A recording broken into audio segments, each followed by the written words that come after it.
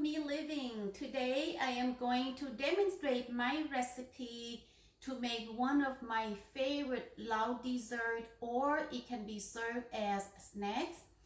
Nhớ rằng nó của là một kia ý giả khổng nó chọn cho khổng cá gì và giờ lọt chùa cho khổng giờ ý giả ở cũng nhẹ nó cơ li nè. So it is a steamed cassava cho khổng nó của giờ còn đông từ chú nè. What I have here is freshly yucca roots. Cho khổng cũng mong tới nơi giờ cho giá còn đông từ. In this bowl, I have freshly grated coconut. Lúc tay phía này hơi ít cho mặt thâu cầu tàu chích chia. This is sugar, coconut milk, salt, and some color, green color as needed to make the liquid to mix with the yucca roots to blend it before I can steam it, and then coat it with the freshly grated coconut. Cho không quý sĩ là một uống nó chỉ giờ họ bỏ con đông tu. Để nó cho mặt thâu. Nhớ được của sát lâu tao nói cho không quý là một tỏ ô cua em mà chắc là một chê cho sâu cho và họ bỏ con đông tu nó rõ ok thế lý chú tao thầu cơ mà lý cho là một lần cho mặt thâu nữa nè. So ingredients for my sauce to be mixed with the yucca roots is 2 cups sugar, 1 can 14-ounce coconut milk, 1 can water, 1 teaspoon salt, and green color as needed. Cho cua của yếu là một ua sơ cho họ bỏ con đông tu nó rõ giờ. Ó khó bể tha, ít bổng mắc thao cọp lâu ounce, ít bổng đề, ít teaspoon chế. Here you có xài vô xỉn chúa chèn chỉ xỉn chúa đó nè. I already peeled the yucca roots, washed and dry, so now I am going to show you how I chop it up. Cho họ bỏ con đông thu nó chè, tứ mua chài, rồi đây yêu rong lợt. So after you cut open the yucca roots, you want to slowly remove the core in between the roots. Thầu có một cô kia ốc xa nó chè có mà là một đâu tàu tù lên nè, tù lên còn đông tù nè. Ê có mà ly là một thầy thế ly rong á. Because you do not want the roots to be included in the blender, that's why you need to remove the roots. Tù lên nó chè nó tớ nó chỉ rong nó ấy chỉ xả mua rõ sâu cho còn đông tù nó nè. Chè thế ly giống mua và lại tớ ổn tì nè. So after I remove the core of the cassava, I am just going to cut it into smaller pieces. Tao bác có một tụ cá chế ta về mà đi like a measure nè. Just cut it into small pieces like this because we are going to blend it. Here is how I make the sugar syrup with coconut milk to be blended with the cassava roots. Con gì mù nó chỉ là quý là một khía tỏ cho cua cá đỡ là một sơn thôi cho họ bỏ con đông tu rõ ok nè. So again, I am making today a white natural color and green color. Nú nó của yo o ya xì nè, ý ya xì đỡ li cho con đông tu đỡ họ ý ya xì chúa. So 1 can coconut milk, đỡ nó yo ít bông mặc thâu nè. And then adding water to the can, measure 1 can water. Giờ con gì là một chè, có là một lụ ít bổng đây nè. Lụ ít bổng đây. Add to the pot. Lụ ít bổng đây là gì đó là câu. Add the 2 cups sugar. Đó là ớt khó bể tha.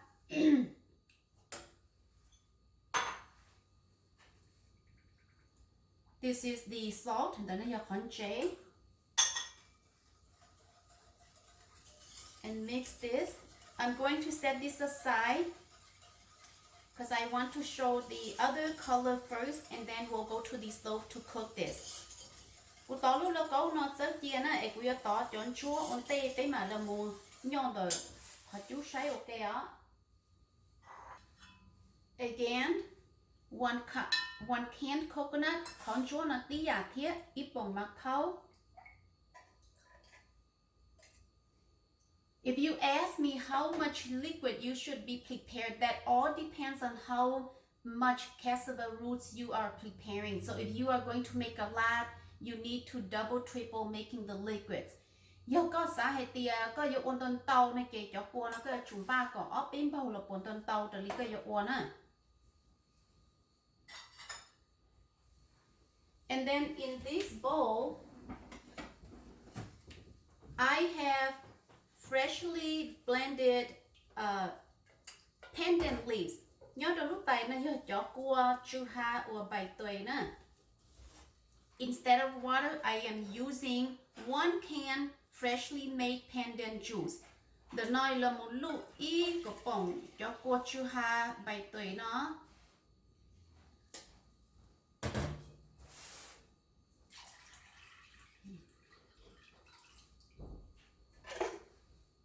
That smells so good.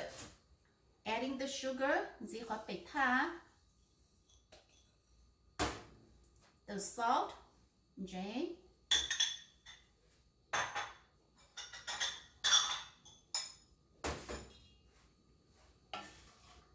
Mix it together.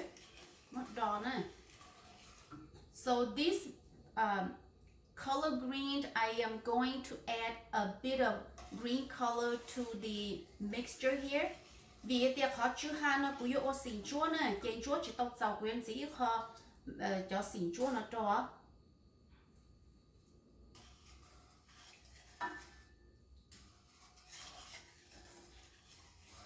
You can use liquid color or powder color, doesn't matter depending on what you have. Cái xí cho xỉn chua mong là tao tí à, xí cho ô li của xí nó là tao tí à nhớ tao có mua xem nè. Let's cook the sauce. Cho rốt tờ chè là muốn nhọt cho cua nó nè. Keep in mind that I only need to cook the syrup until I feel at the bottom of the pot that the sugar has been melted. I do not need to wait for the sauce to boil. Nhọt cho cua bể tha nó chè chỉ ua còn bông bao nè. Đo li nó chè thầu có nó họ lúc cá lô câu hệ tiệt cho bể tha thì chân cháy ra ta là chạy vô lên tới sữa chỉ tỏ lô con bao lên nè. Cassava roots up to about 7. My liquid is just barely 5.5.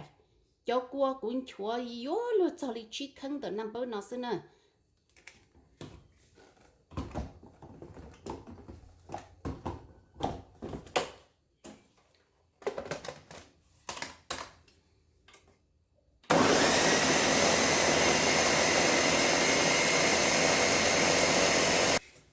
Next, I'm blending the green color and my cassava roots I have in the blender about number 8. I'm filling up the liquid to 6.5. The nơi của giò chọn chúa nè, chọn chúa chè của cho con tông tu. Nữ cho thay trả lý number gì, chè cũng chỉ cho con chúa cho lý trâu ít khấn tờ nó.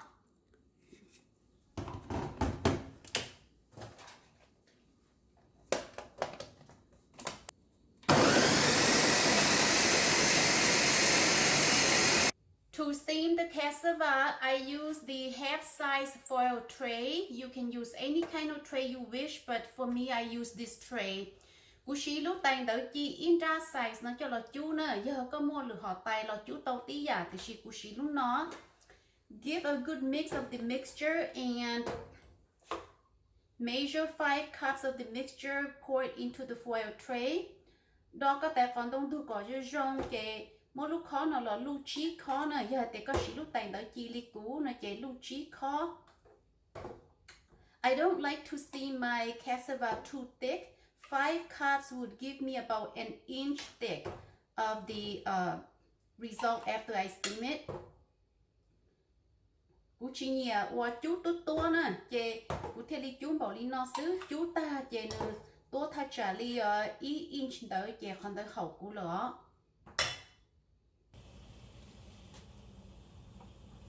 Bring the water in the pot to boil and let it steam for 30 minutes. One day có yo chú cho con đông thu nó chè có yo tàu thâu đi cá chú còn bông bao nè. Ê yo chú li bé trong này thì thiết xíu. You notice that my steamer I covered with a piece of cloth to catch any steamer that may be flowing into the foil tray. rồi nó do lúc hậu chua của nhà mấy đèn đâu nó cho là một khứ ai có giờ tia tàu hư nó là nước thiên linh giờ lia tia nước thiên linh cho hư là một trâu này thì chỉ xem cho tay khôn nồng nè. Again, steam it for 30 minutes. You bake cho nạp thì nè. Okay, it's ready. Share rồi nè. Let it cool completely before cutting it. Thầu share đi nó rồi chê yo chủ chia tới có chia chỉ bút xó đi rồi nè mà đi lọt chia thì rong nè.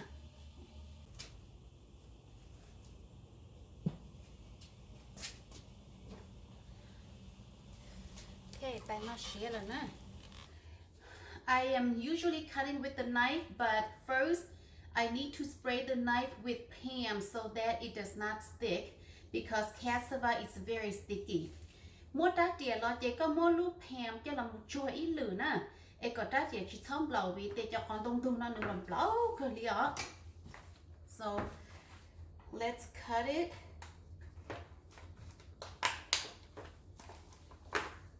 There it is like that. Đấy, tôi ít đây lên nữa rồi nè.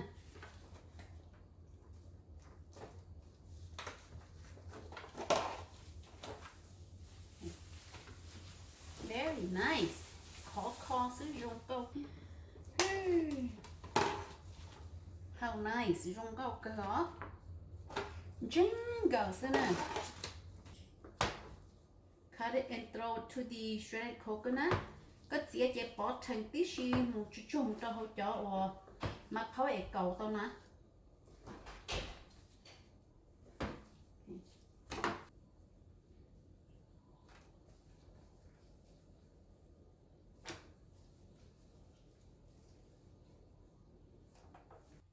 To have a prettier green, cho nên chọn trong bài tờ chú hai tờ xí của anh dĩ miếng chỉ xin chúa ấy cậu dùng câu cho họ nữa xíu.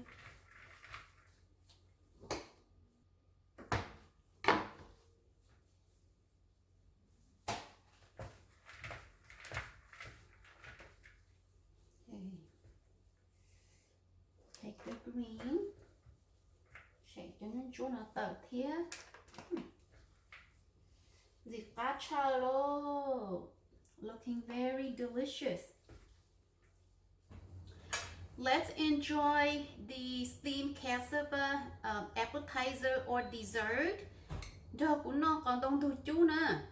It's looking very pretty and tasty. Chú tàu giống công trình gầu trên gì cả hình nè.